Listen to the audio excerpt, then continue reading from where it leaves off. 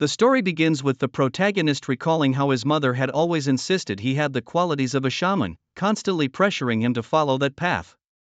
Despite her persistent demands, he chose to focus on his studies, resisting her influence for 10 long years until he finally broke free and moved away to start a life of his own. But just as he was about to begin this new chapter, something shocking happened: he died. The suddenness of it made him wonder if this was the wrath his mother had always warned him about. Yet, instead of simply passing away, he found himself reborn in another world. In this new life, he took on the role of a professor at a magic academy, a position he accepted as part of an undercover mission. The scene then shifts to a bustling town with a busy train station. Among the crowd, a man checks his ticket before boarding the train. The protagonist enters cabin 403 and meets an older gentleman there. Their interaction is polite and formal, with the man introducing himself as Gerrard. They soon strike up a conversation. They discuss the recent end of the civil war in the Kingdom of Utah and talk about the key figures involved in the conflict. The conversation turns to rumors about a wandering mercenary named Machiavelli, a name that makes the protagonist pause. It's one of the aliases he used in his past life. This revelation adds a new layer of complexity to his already complicated identity and mission. Gerrard then asks about the protagonist's role as a professor at Ceoren Academy. He's surprised by the protagonist's young age and skill, noting the difficulty of the academy's entrance exams. The protagonist downplays his abilities, but inwardly appreciates the compliment. When Gerrard inquires about his plans at the academy, the protagonist mentions he has been assigned to teach the second-year students, a position of significant responsibility. As the train moves along, their conversation is abruptly interrupted by a sudden explosion that rocks the carriage, catching everyone off guard. Both Gerrard and the protagonist immediately go on high alert. Gerrard wonders if the engine might have exploded, but the protagonist quickly dismisses that idea, knowing the train should be well protected against such incidents. They quickly deduce that the train is being ambushed, likely targeting a wealthy merchant or noble on board. They step out of their cabin to assess the situation and realize the explosion happened in Car 3. They suspect the bandits are headed toward Car 1, where the first-class passengers are. Just then, a bandit jumps in through a window behind them. The protagonist tells Gerrard to stay back, but they quickly notice something is off about the bandit.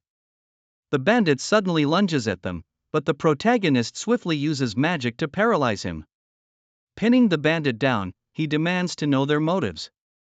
But instead of answering, the bandit starts laughing and reveals a time bomb strapped to his chest. The timer is about to hit 0. A massive explosion occurs, and we see Gerrard barely dodging it. As he struggles to stand up, he searches for Ludger, only to realize that both the bandit and Gerrard are nowhere to be seen. They must have fallen off the cliff. As the dust settles, we see something like a mask on Gerrard's face. He mutters to himself about the fortune he spent on creating it. When he takes off the mask, it's revealed that Gerrard is the real protagonist, and he had been using a fake identity all along. He sighs, wondering why bad things keep happening to him. Protagonist says that he picked Machiavelli name just because it was a famous name in his past life. Throughout his travels, he often changed his identity, and Machiavelli was just one of his many aliases. He didn't like the attention it brought him, preferring to stay hidden. Luckily, after the royal princess army celebrated their victory a bit too much, he managed to assume a new identity and board a train headed for Linderbrunn. But then, trouble struck again.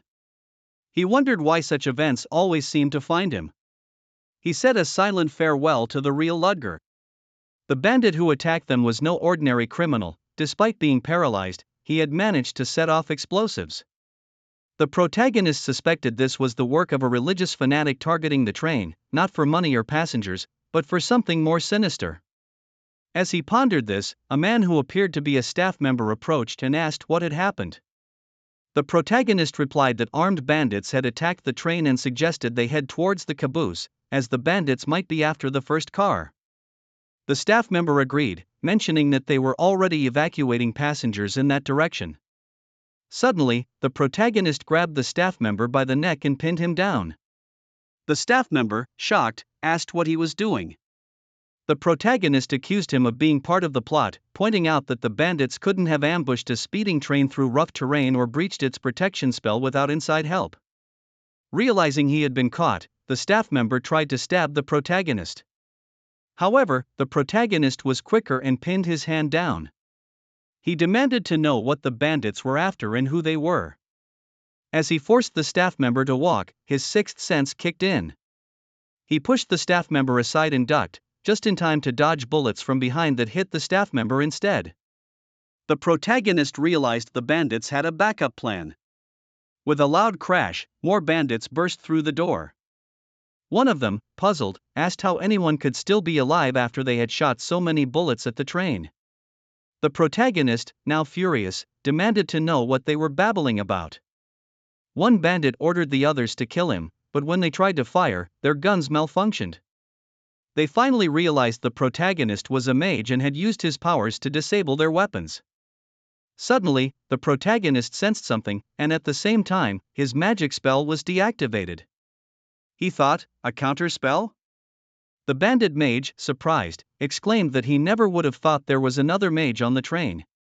He told the protagonist to give up and promised a painless death if he behaved.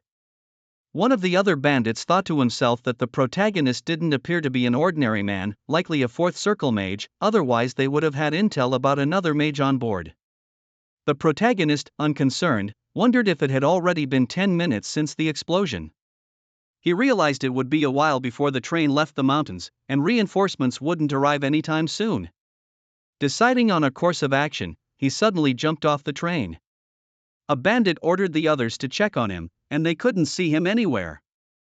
Just as they concluded he must have really jumped, a knife stabbed one of them in the neck.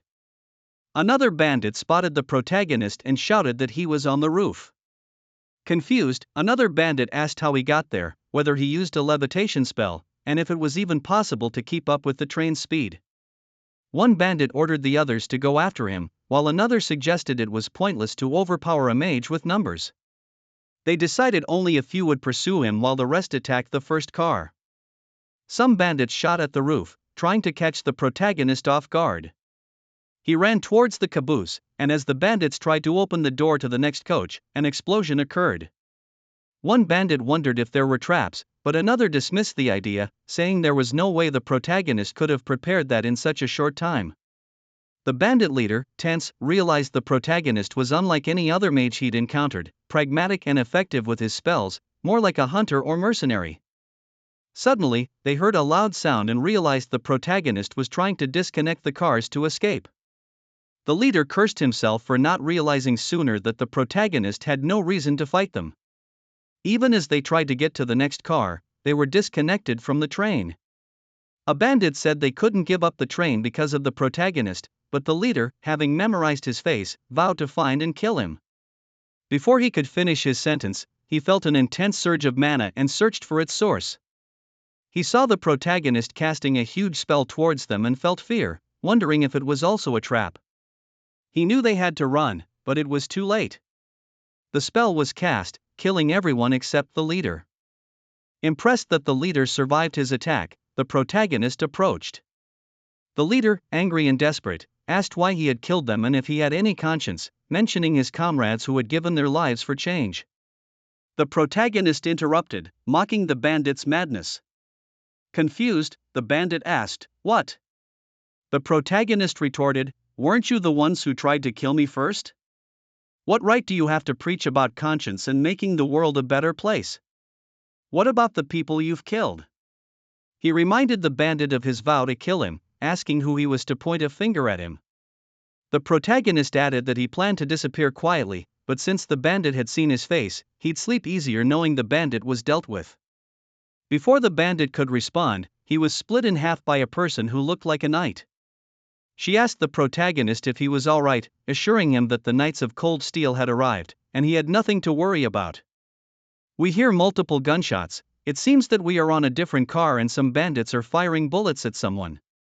What if the bandit asks how are they already here? And who knew that they would use levitation magic in this type of weather?" The knight blocks all the bullets with a magic shield and gathers mana in his fist and launches into the bandit and knocks them down immediately.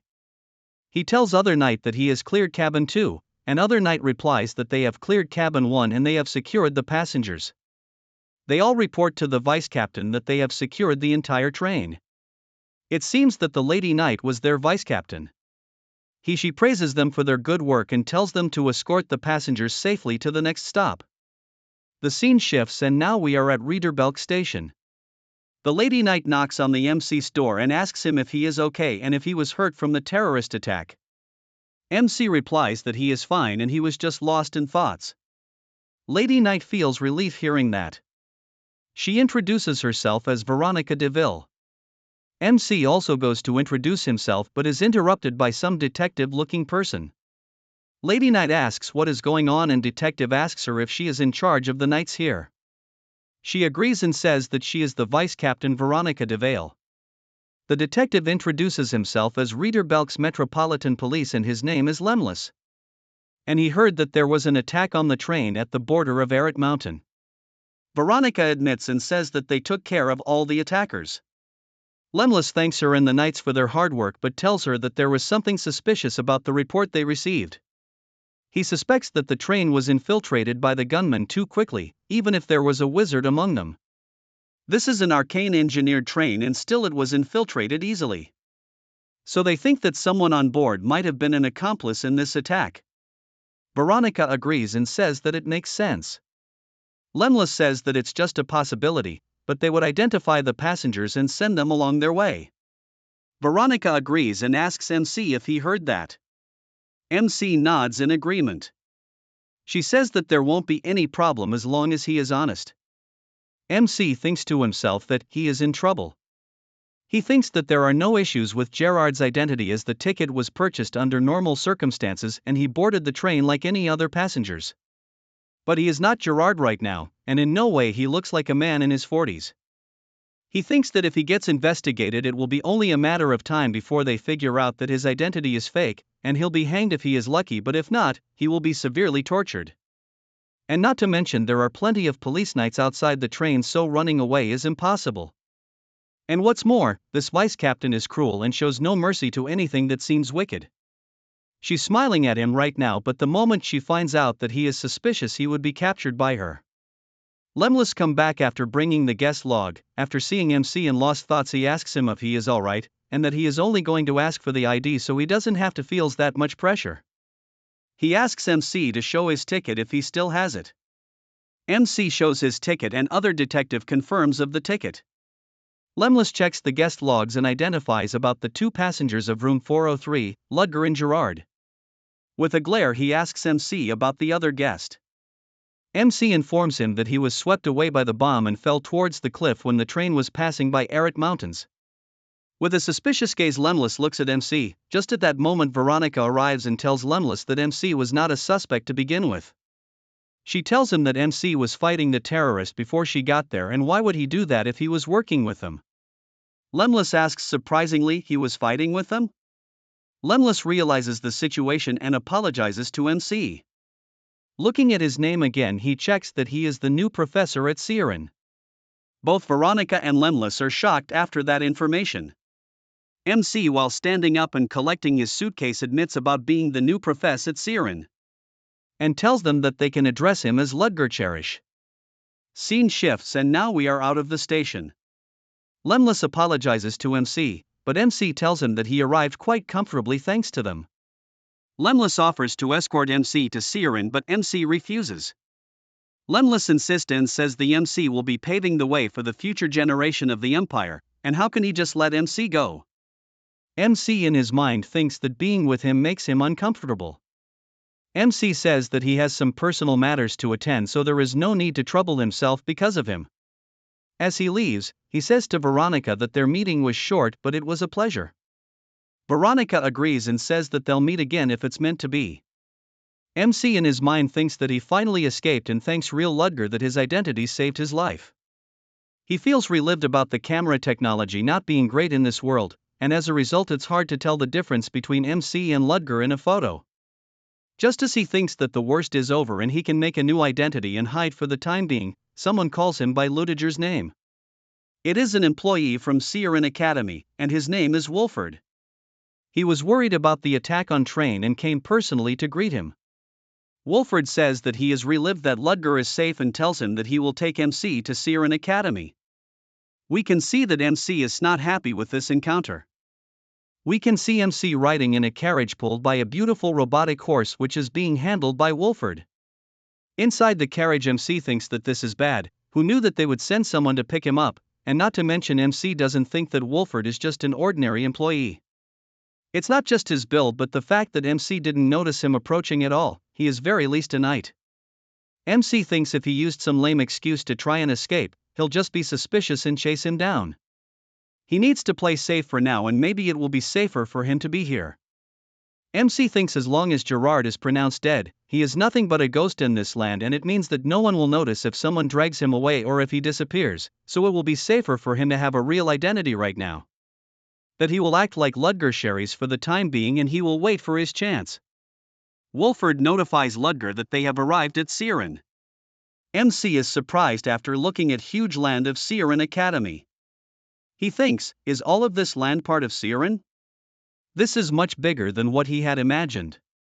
Wolford tells Ludwig that he will take him to the president right away. Ludwig enters president's chamber and introduces himself. President welcomes him and with cunning-looking eyes says that she has been waiting for him. She introduces herself as president of Ceoren, Elsa Willow. Elsa asked the protagonist, now posing as Ludger, about the terrorist incident on the train and whether he was feeling alright. He told her that just when things were getting dangerous, the knights showed up. Elsa seemed relieved, remarking that it would be terrible if Ceoren's newest professor got hurt. The protagonist couldn't help but think, is the Academy's reputation the only thing she cares about? He had been feeling uneasy since arriving and wondered if it was just his imagination. He questioned whether the real Ludger had met Elsa before and if she somehow knew he was an imposter. Just then, Elsa mentioned that it was their first time meeting in person and commented on how strapping he looked, suggesting that the students would be thrilled once the semester started. She handed over the contract, explaining that, as mentioned before, it would be for 2 years, with the wages detailed within. She also mentioned that the academy would provide room and board. As the protagonist read the contract, he was shocked to see his salary was 30 imperial gold coins, equivalent to 30 million in the continent's common currency or about $200,000. He thought he had hit the jackpot but also realized that such a high wage came with high expectations. He wondered if he could handle himself among the geniuses at Ceoren Academy. But he knew backing out now would look suspicious, so he had no choice but to accept. He reassured himself, thinking that fraud, bluffing, and setting the mood were his specialties. With his life experience and theoretical knowledge, he was confident he could impersonate a professor. So, he agreed to sign the contract. Elsa smiled, looking forward to working with him. The protagonist thought to himself that it was just 2 years, and if he could last that long, he'd be free. Later, in his new room, the protagonist marveled at the fact that he had been given an entire house. He reminded himself that he would now have to play the role of a professor. It had been 27 years since he came to this world, reincarnated with the memories of his past life but no special skills. He had grown up with terrible parents and had to learn how to survive on his own. Despite all the hardships and close calls, who would have thought he would end up as a professor at Ceoren Academy? He realized that Ludger's identity provided perfect cover for him. Ludger was from a ruined family in the tiny kingdom of Quoden. He was an only child, and both his parents had passed away. The letters he exchanged with acquaintances were formal and impersonal, meaning few people would recognize him. It was the perfect disguise. Now, all that was left was to prepare his lectures and learn more about Ceoren Academy. He decided to start by getting a lay of the land. Just then, his stomach grumbled, reminding him that he hadn't eaten since the train incident. He decided to find the cafeteria. 2 weeks passed, and the protagonist sat in a cafe, drinking coffee and reading a newspaper. He thought about how quickly time had flown but was relieved to have completed all the necessary checks and preparations for his classes. With a week left before the semester started, all that remained was the actual execution. As he was thinking about the guests arriving and preparing for orientation, a mysterious figure sat in the chair behind him. The figure, a woman, greeted him, expressing relief that he was safe. She mentioned that the other members were curious about the moves of the First Order, indicating the protagonist. The protagonist was surprised by this sudden encounter but quickly gathered himself, realizing she was talking about Ludger. She asked if his absence was related to the terrorist attack, noting how unexpected it was for the train to be attacked. The protagonist, staying in character, replied that besides that, he needed more information about Ceoren Academy. She was surprised, saying they had already sent all the information. The protagonist explained that he wanted to verify it himself. Internally, he admired how he managed to stay in character as Ludger, avoiding suspicion. He decided to play along, asking if she had taken care of what she was supposed to do. She confirmed that she had, mentioning that she had assassinated the targets at the academy and dealt with the traitor within their organization. She described the gruesome details of how the traitor was punished, making the protagonist feel uneasy. He kept his composure, though. Suddenly, she started apologizing for not reporting it to him earlier. The protagonist realized that this woman was afraid of Ludger. Seizing the opportunity, he told her to forget about it and asked why she had come to see him. She explained that it had been 2 weeks with no word from him, and they were getting worried. The protagonist, sensing an opportunity to establish control, asked in a threatening tone if she thought it was appropriate to act on her own during such a critical time. She immediately apologized, clearly intimidated. He told her to be quiet and pointed out that her outfit was suspicious, asking if she wanted to attract even more attention. He confirmed that she reacted to his every move, further proving her fear of Ludger. He then asked how many people they had gathered.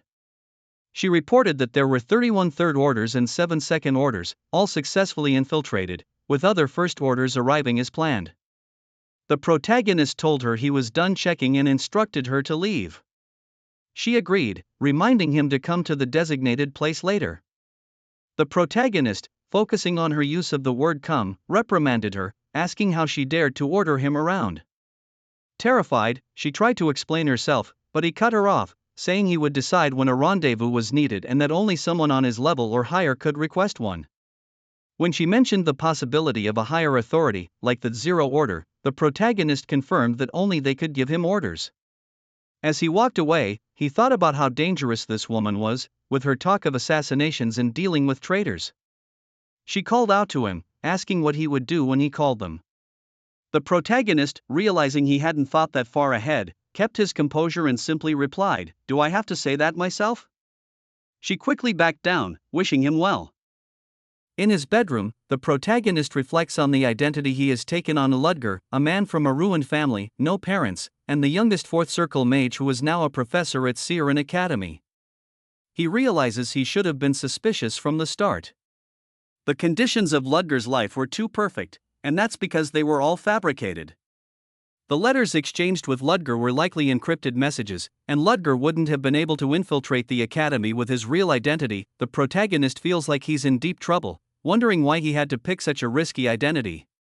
While deciphering the letters, he finds a message from the Zero Order, instructing him to infiltrate Ceoren Academy as a new professor and gain their trust, with further orders to come later. He realizes that Ceoren Academy isn't the only thing he needs to worry about. He wonders what kind of secret society executive gets caught up in a terrorist attack and ends up dead, a person who had planted dozens of spies at Ceoren, no less.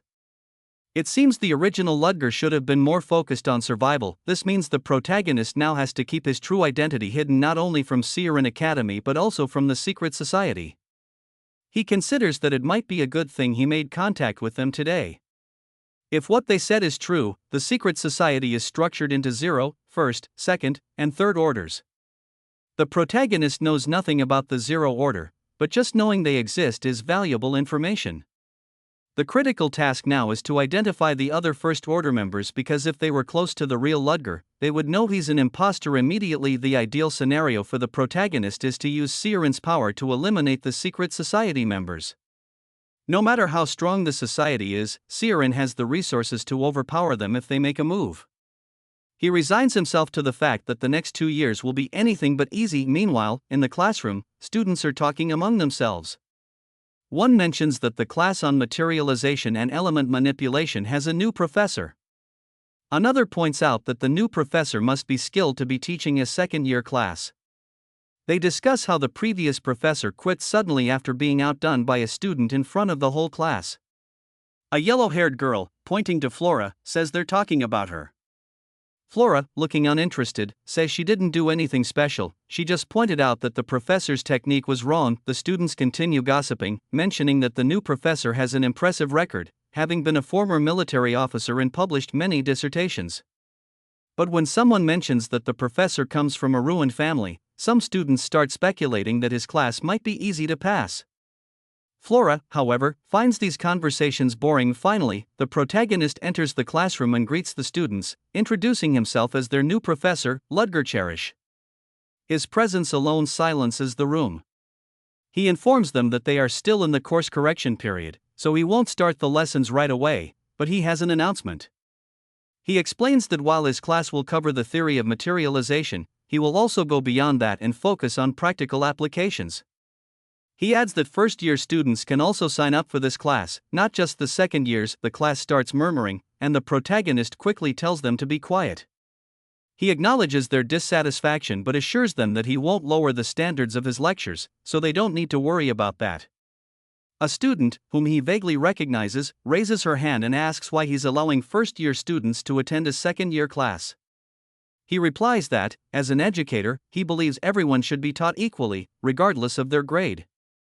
He assures them that his lectures will be different from what they've heard before. The student questions whether he'll be able to explain things properly, given the mixed levels in the class. The protagonist, wanting to keep some mystery, says it wouldn't be fun to reveal everything in advance and suggests they attend the next class if they're curious. He then warns the students that just because he's a new professor, they shouldn't expect an easy A. If anyone thinks they can coast through his class, he'll make sure they regret that complacency. Inwardly, the protagonist hopes fewer students will attend his class. Even though he's prepared, he knows it'll be more comfortable for him with a smaller group. He's sure the second-year students won't like sitting with first years, and his warning about the difficulty of the class should deter some from enrolling. He ends the class by asking if there are any questions. The students, clearly intimidated by his military background and reputation as a fourth circle mage, remain silent.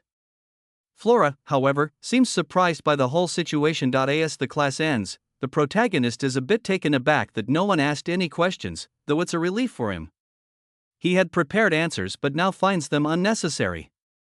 As he leaves the classroom, he wonders if the students are deliberately looking down on him or if he might have been too harsh. Walking through the corridor, he notices that everyone seems to be avoiding him, confirming his suspicions. Just then, someone greets him from behind. She introduces herself as Selena, a new professor like him. The protagonist greets her in return and asks how he can help. She smiles and asks if he's had lunch yet. The scene shifts to a garden where all the new professors have gathered. One of them introduces himself as Brino, a teacher of the Golem class, part of the invocation department. Another, Merida, introduces herself as a teacher of charms and vision, which is part of the curses and benediction department.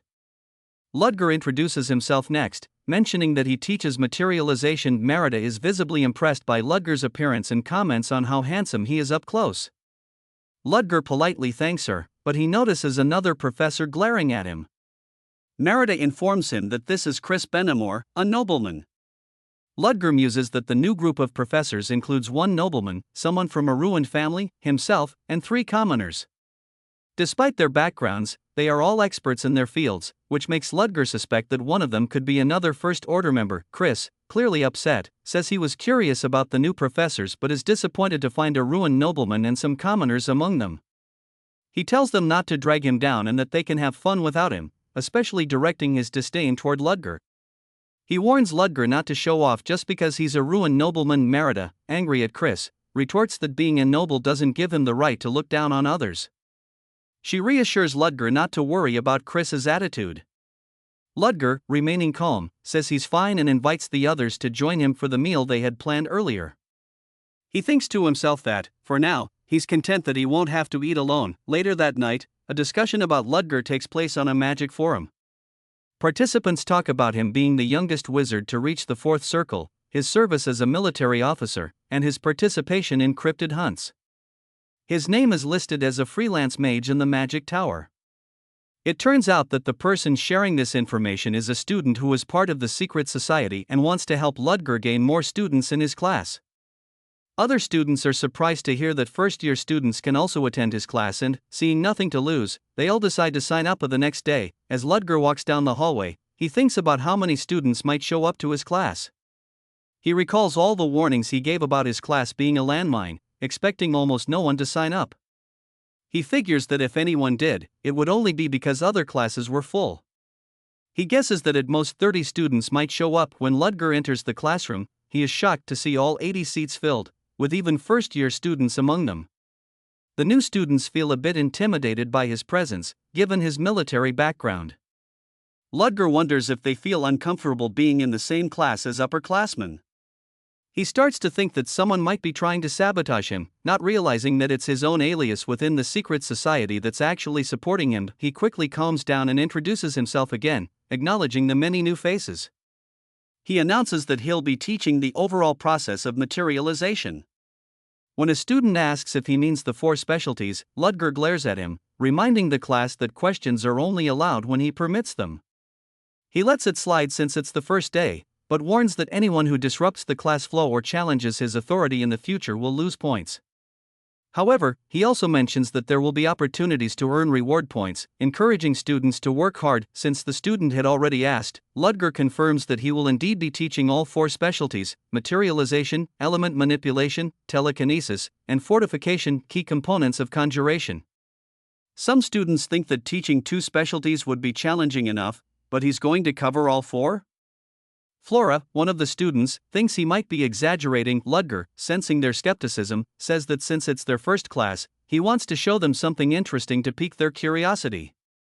He demonstrates third circle elemental fire magic, explaining how he combines various processes: heat, combustion, compression, acceleration, expansion, and diffusion, to complete the formula. He claims that what he's about to show them will allow them to manifest the formula 3 times faster than traditional methods. The students are stunned, questioning if it's even possible to shorten the time to manifest a spell or if Ludger is bluffing. A yellow-haired girl asks Flora if she thinks he's telling the truth. Flora, still skeptical, replies that she doesn't know. She adds that without changing the fundamental structure of the formula, it's impossible unless he's using a magical medium like scrolls or reverberation, both of which have significant limitations. Flora thinks that if that's what Ludger is planning to use, she'll be disappointed. Noticing their curiosity, Ludger invites them to ask a few questions. One student named Alex asks how Ludger can reduce the time to manifest a spell.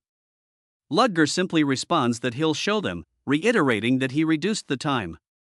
Another student, Dahlia, asks if that means he improved the technique.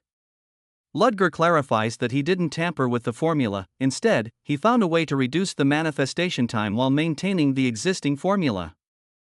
Flora, one of the students, speaks up. She confidently states that as a second-year student, she finds it impossible to believe what the professor is claiming.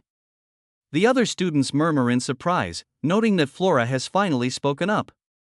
Some even whisper that this new professor might meet the same fate as the one he replaced. The protagonist, now known as Professor Ludger, calmly says that he doesn't recall opening the floor for comments but encourages Flora to continue. He asks why she believes it's impossible.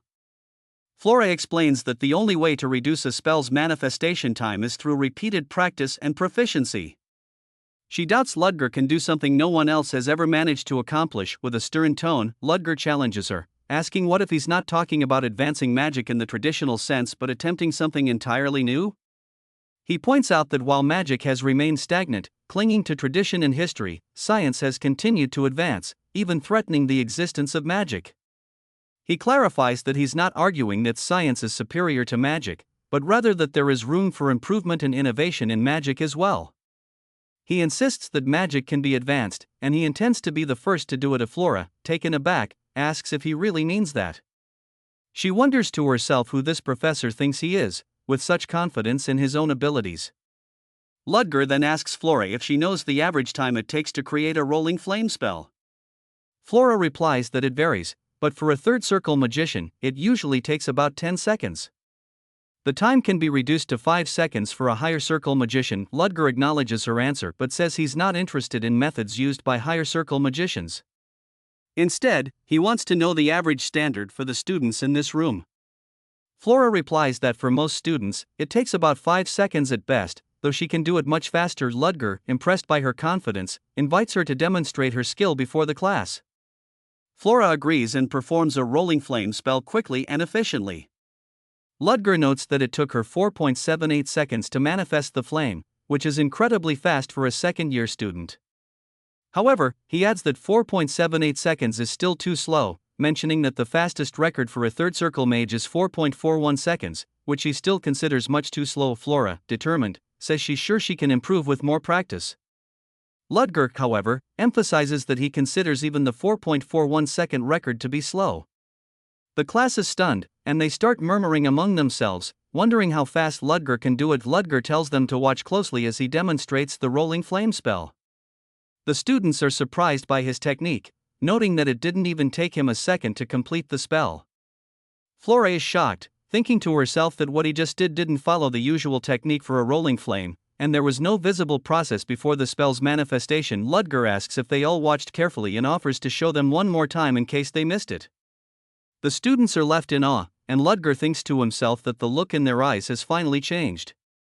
He reveals that the rolling flame he just manifested took only 0.24 seconds, a far cry from the old record. He admits that the technique might have looked strange to them because what he used wasn't the standard rolling flame technique. He explains that it was a technique for improving the technique itself. The students are confused, murmuring among themselves, "A technique for the technique? What does that even mean?" Ludger elaborates, saying that in other words, he input his value and obtained an output, similar to a blueprint. He compares the biological hardware of mages to a computer, with mana as the program that runs and manifests as software, which they understand to be magic. He calls this concept the source code. The students are bewildered, never having heard of such a type of magic before. They start to wonder who this professor really is. Ludger then asks Flora if he has answered her question. Flora, still in shock, nods. Ludger, maintaining his authoritative tone, points out that Flora interrupted his lesson rudely because she couldn't handle being confronted with knowledge she didn't understand. He asks if she agrees, and Flora quietly nods, saying, "I do." Ludger then declares that because she directly challenged his authority, there will be consequences. Flora Lumos will be given 10 penalty points. The class is surprised that Flora, of all people, receives penalty points. Flora, clenching her lips, quietly returns to her seat. But then, Ludger acknowledges that the rolling flame technique she demonstrated was perfect, so he will also reward her 10 points. He adds that he doesn't hate students who are skilled and appreciates Flora for her effort. Flora thanks him, visibly relieved. The yellow-haired girl next to Flora asks if she's okay, and Flora, still a bit shaken, says she's fine. Ludger, removing his jacket, announces that they shall now begin the lecture. He explains that the source code will be taught only to a handful of students he selects based on how well they keep up with his class. He urges them to do their best if they want to learn this advanced technique. The atmosphere in the room grows tense. One of the students thinks to himself that everyone kept saying how odd this new professor was, and he had his doubts about the class. But now, he can see that Ludger is amazing. The class ends, and Ludger instructs them to review what they learned today. As the students leave, one comments on how incredible the source code technique was, saying he never expected to see something like that. Another student, however, dismisses their amazement, pointing out how obvious it is that they lack understanding. He mutters that this is why they're all just commoners.